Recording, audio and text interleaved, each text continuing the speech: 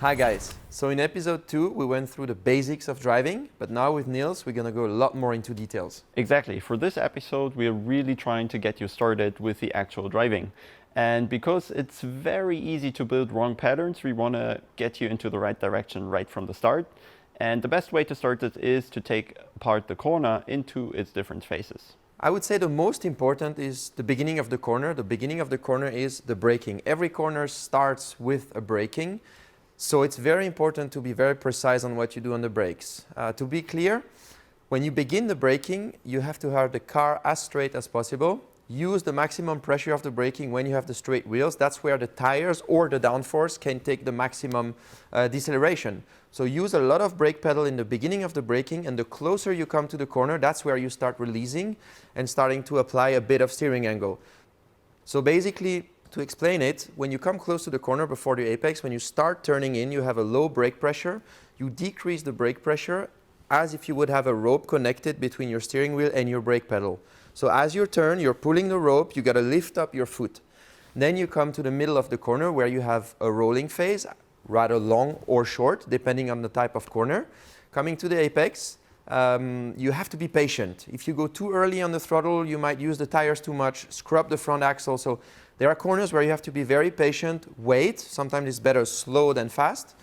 And then you place your car nicely in the middle of the corner, apply throttle. The same rule applies again. When you apply the throttle, you have the rope connected between the wheel. You have to apply throttle slowly and open the wheel at the same time. Again, a rope connected between your wheel and your throttle pedal.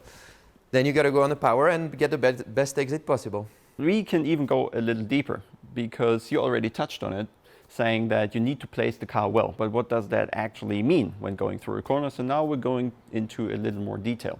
And the first thing you need to know for this is the word apex and what it means. In the standard corner, the apex normally defines the place in the corner where you are the most inside of that corner. So basically you're touching the curb or almost are on the inside of the grass already. Exactly, that's a very good point. Again, as I said earlier, apex means you have to be patient in the middle of the corner. Where your apex is going to be, this is the angle of the corner that's going to dictate it. Sometimes we have corners where the apex is exactly in the middle of the corner. I would call it a more classic corner. There you're going to have your slowest point at this apex.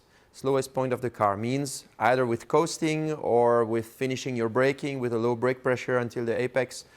This is how we do this type of corner. Then you have the double apex corner, where the apex is a lot further into the corner. You have a first apex when you are braking into the corner. Then you have your slowest point in the middle of the corner, and then the second apex is later. So you're already picking up the throttle before the second apex. Then you have long corners with a very late apex. So there your slowest point is going to be quite a bit earlier than your apex. You're going to be early on the throttle and aim for this late apex to have a good exit. Exactly.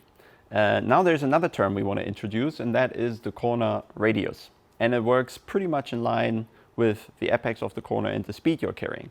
Just imagine being on the highway, and if you go at a really high speed, then the corner radius you can do is fairly large. The car is just not really wanting to turn, just wants to go straight as far as possible.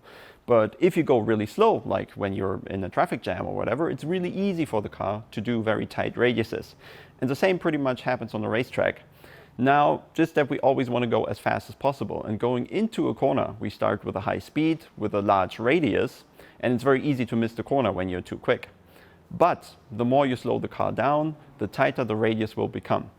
And since Bruno already mentioned that the apex in the corner often always is the slowest point in the corner, this is also the point in the corner where you will do the tightest radius. Sounds great. So just like in real life, but not as physical, right?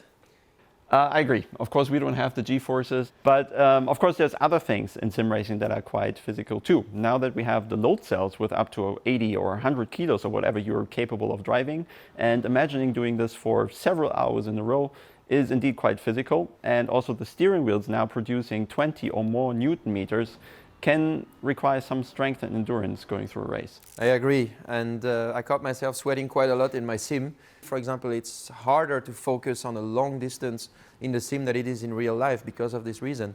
So it makes it very interesting, very challenging. At the same time, you have to talk to your teammates about strategy, adjust the fuel, get ready for the pit stop, and drive every millimeter as best as you can on track for a long time, sometimes 2 hours, sometimes 3 hours in a row. So it makes it very, very hard to be competitive in sim racing against all these good guys like you, like Max, for example, who are incredibly fast. It makes the focus very, very special. I wouldn't have thought sim racing is actually more challenging in terms of focus. But of course, this is also then very important for beginners if you start with a whole sim racing endeavor, because there's so many impressions that are coming for your brain that trying to grab your attention and that your brain is trying to make sense of, that it can be really easy for your brain to become tired, and that keeping up the focus is quite difficult. Definitely agree, and focus is something you can train. When you drive on your own and try to do some laps, as soon as you feel you reach your limit within focus, your lap time goes down, or it's more difficult to hit your brakings and your apexes. Just have a little break, breathe a bit, a couple of minutes, and then go again after. You will see it will be a lot easier again when you start again driving. And if it happens to you in a race, because I know some of you want to race immediately with a little experience, if it happens to you in a race and you feel you're close to crash because you lose your concentration, I think it's just important to go down a bit on your performance, down on your pace, and try to keep some consistent lap times. It will save you a lot of crashes. Indeed. Sometimes it will be almost impossible to avoid a crash, and then because we're in simulations, the car will also get damaged if you hit the wall. So it's very important to slow the car down as quickly as possible, and just like in real life, really, you want to slam the brakes in those cases to reduce the impact. True, but not every mistake is impossible to recover from, and that's why in our next episode we will cover car control in details.